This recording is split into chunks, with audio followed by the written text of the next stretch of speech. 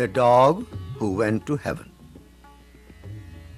Mahabharata, the great Indian epic, depicts the heroic life of the 5 Pandava brothers, their mother Kunti and their queen Draupadi.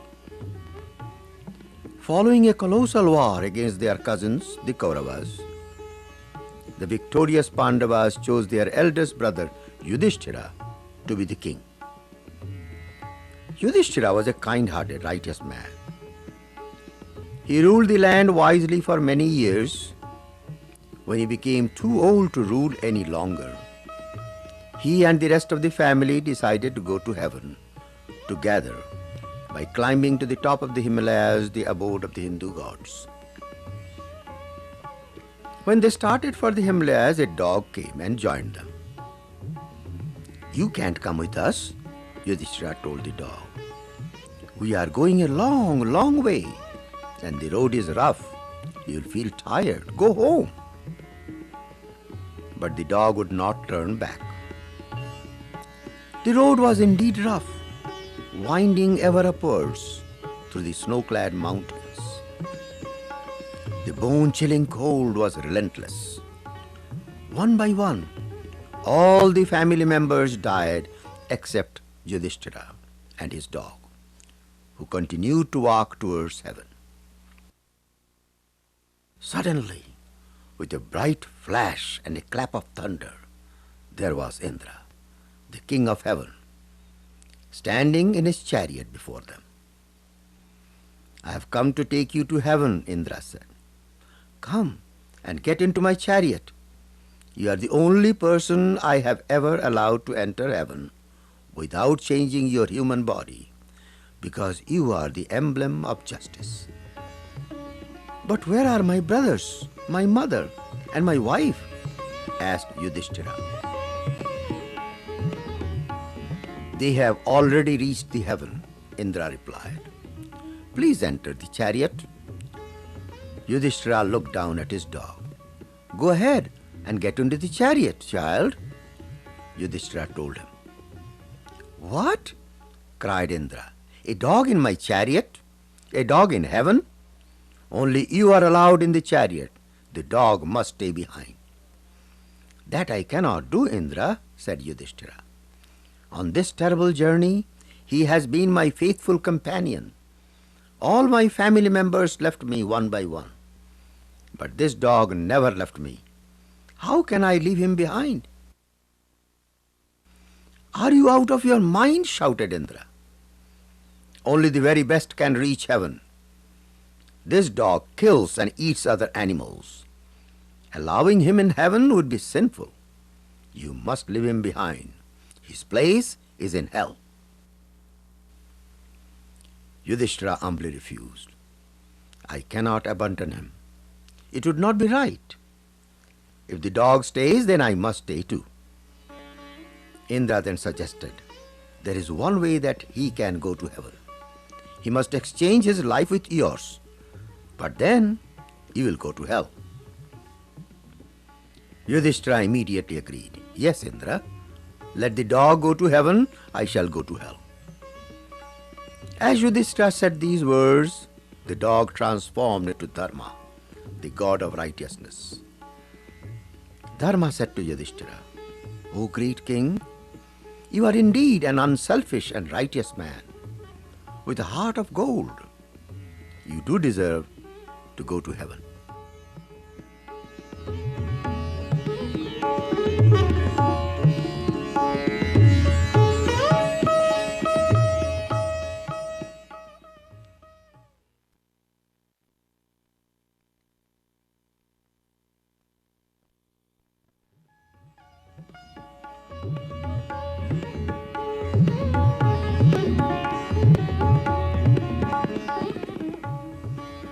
Narada and the 2 yogis. Narada is the eternal sage who travels all over the universe. One day he was passing through a forest and noticed a large anthill in the middle of the forest. It was such a large mound that he decided to take a closer look. He peered at the mound and found a yogi's head poking out of the top of the anthill. Narada was curious. "What are you doing in the middle of the anthill?" he asked the yogi. "I'm so glad to see you," the yogi replied. "I came to the forest to meditate. I sat here and meditated for so long that these ants built an anthill around me. Now I don't want to disturb them." And then the yogi asked, "Where are you going, Narada?" Narada replied, "I am on my way to heaven." "Will you see God?" asked the yogi. Narada said, "Certainly.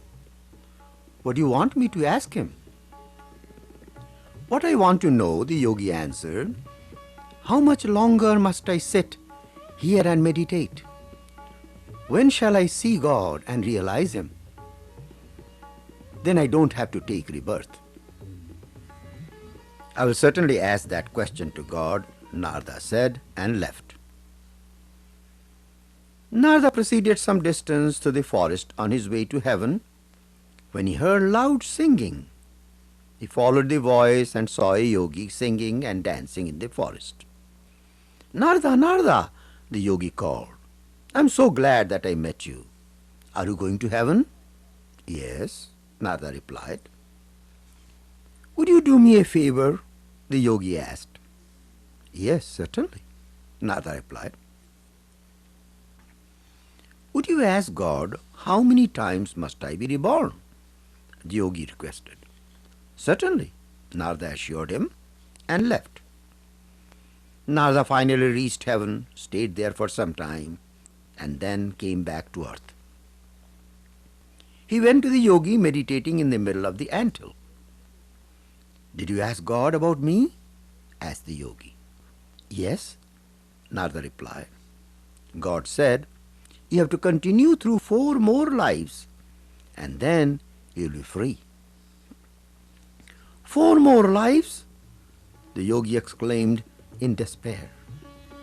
"I have meditated for so long that the ants have built their anthill around me. Now you say even that is not enough? I must continue this through 4 more lives? Oh, woe is me!" Narada quietly replied, "You have only 4 more lives." Then he was on his way. He then went to the yogi who was dancing and singing. The yogi asked, "Did you ask God about me?" Narada replied, "Yes." God said, "You'll be reborn as many times as the number of leaves in that large tamarind tree." "Oh, how wonderful!" cried the singing yogi. "Oh, Narada, that is just short time, and then I shall be free." Then the yogi began to dance and sing. At that moment, there was a flash of light in the sky, and a voice came from heaven. "My child," said the voice to the singing yogi, "you are free at this moment. God is pleased with you because you have great patience and strength of mind. You are willing to be reborn many, many times in order to see God and win your freedom. Therefore, God has made you free here and now. You will not be reborn again. You may now join God."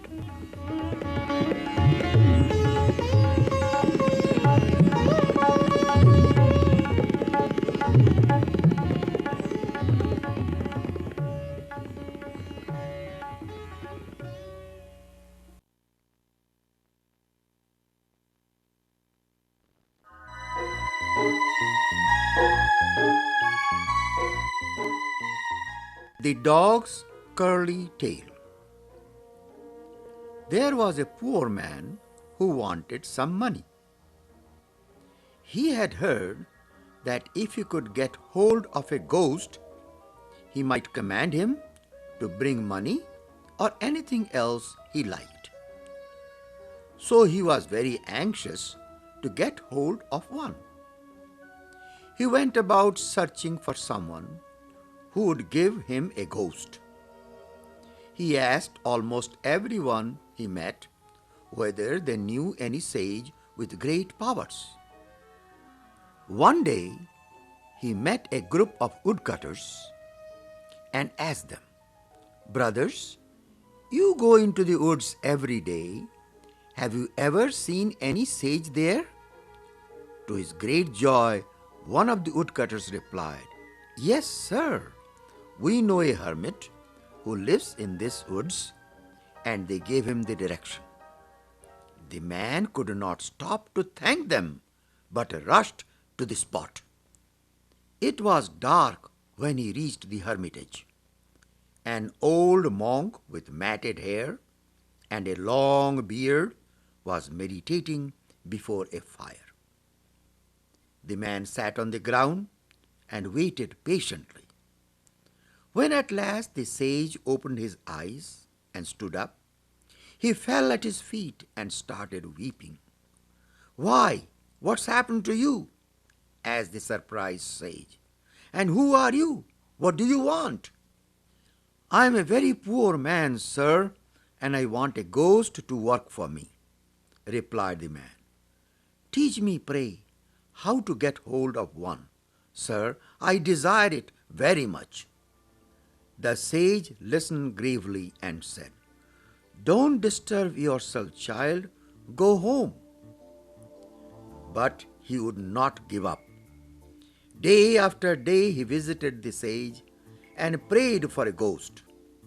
At last the sage, in disgust, said, "Take this charm, repeat this magic word, and a ghost will come, and whatever you say to him, he will do. But beware, they are terrible beings. If you fail to give him work, he will take your life." "That's easy," replied the man with a smile. "I can give him work all his life."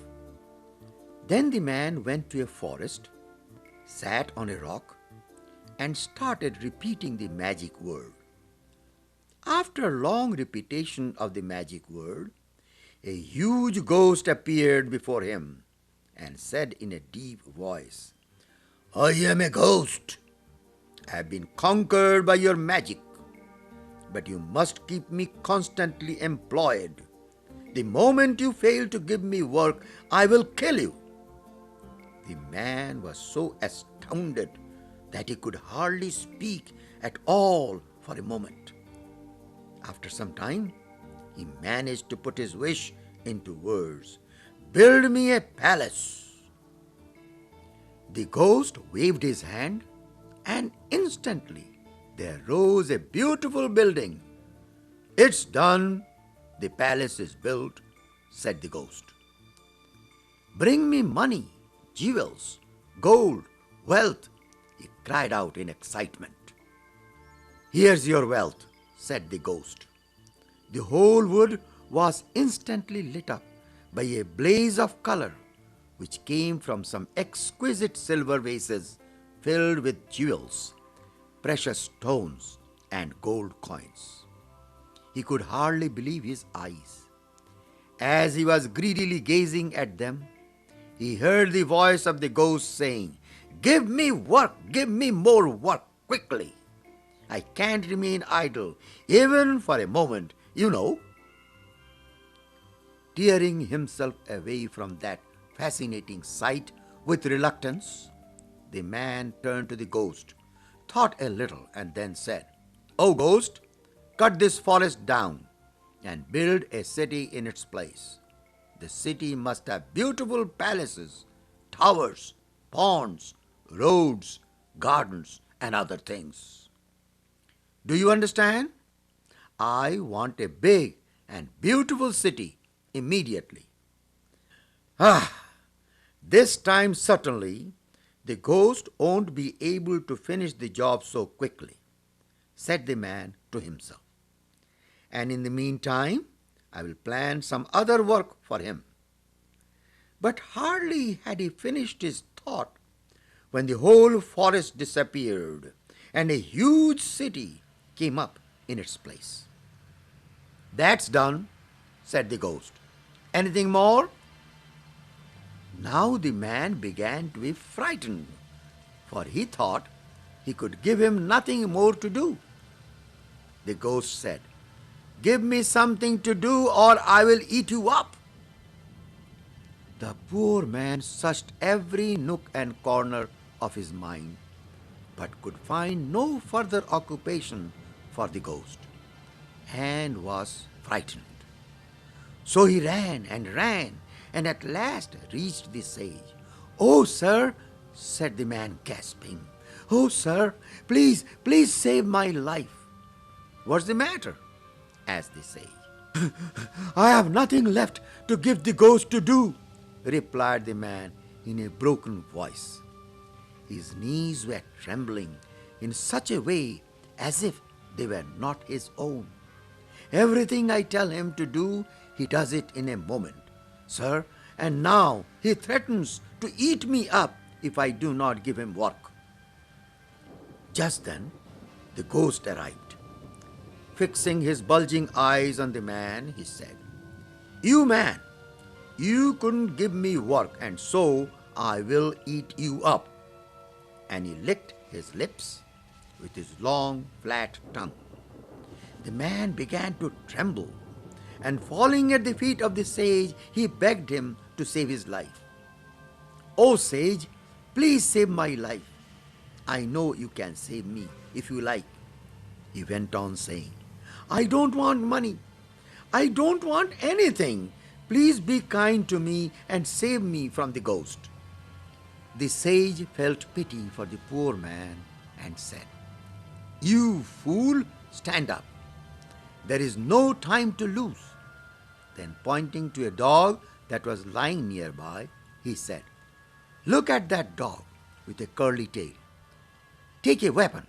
Yes, that axe over there on the veranda of my hut. Quick! And cut the tail off and give it to the ghost, saying, 'Straighten that out for me.'"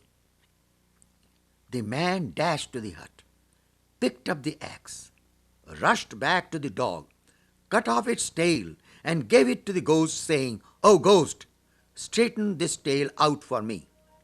The ghost took it and said, "I'll do it right now, and then will make you a very good dinner for me. Ha ha ha! No escape for you, my man. I will eat you sure." He then sat on the ground and slowly and carefully straightened the curly tail out. But as soon as he let it go, it instantly curled up again. Once more he laboriously straightened it out, only to find it again curled up as soon as he let go of it. So it went on for days and days, until he was exhausted and said, "I was never in such a trouble before in my life. I'm a veteran ghost, but never have I been in such a trouble." At last, the ghost said to the man, "Sir, I'll make a compromise with you. You let me off, and I will let you keep all I have given you, and will promise not to harm you." The man took the offer gladly and heaved a sigh of relief. Moral: one should not covet too much of worldly goods in order to avoid disappointment in life. The world cannot be changed at one's will. It will run its own course like the dog's curly tail.